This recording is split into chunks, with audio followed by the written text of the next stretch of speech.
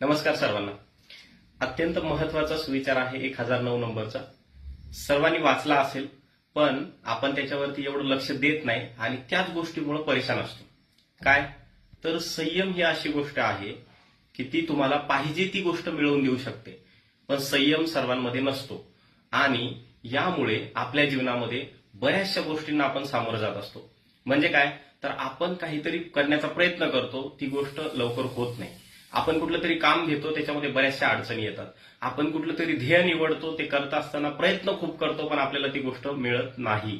पण एक लक्षात ठेवायला पाहिजे की जसं म्हणजे मी एका पुस्तकामध्ये वाचलं होतं की एक बांबूचं झाड आहे, त्याला खूप दिवस पाणी दिल्याच्या नंतर म्हणजे 5-6 महिन्याच्या नंतर त्याच्यामध्ये वाढ व्हायला सुरुवात होते आणि त्याची ग्रोथ एकदम होते. पण 5-6 महिने सतत पाणी टाकत राहिल्याच्या नंतर ते होतं.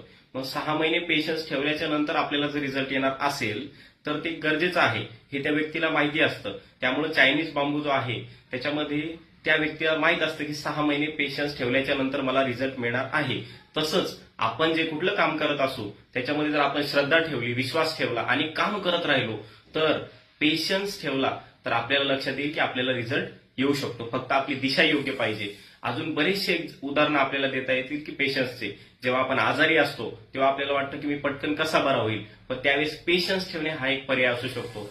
दुसरी गोष्ट, आपल्या जीवनामध्ये आपण काही लोकांना आयडियल समजतो. फॉर एक्झाम्पल सचिन तेंडुलकर, त्यांच्या आयुष्यामध्ये एक असा फेज आला होता की जेव्हा 100वे शतक त्यांचं होणार होतं, त्यावेळेस ते खूप वेळा 90s मध्ये आउट व्हायचे. नर्वस 90s असं एक त्याच्यासाठी टर्म वापरली गेली होती.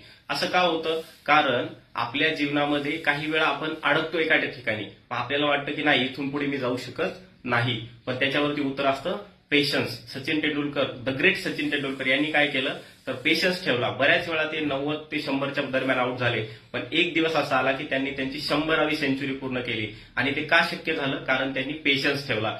सर्वांना माझी एक विनंती आहे की आपण जर जीवनामध्ये पेशन्स हा शब्द काळजीपूर्वक विचार करून वापरला, म्हणजे काय तर पेशन्स ठेवला, तर आपल्या जीवनामध्ये आपल्याला जे पाहिजे ते मिळवण्यासाठी मदत होऊ शकते. धन्यवाद.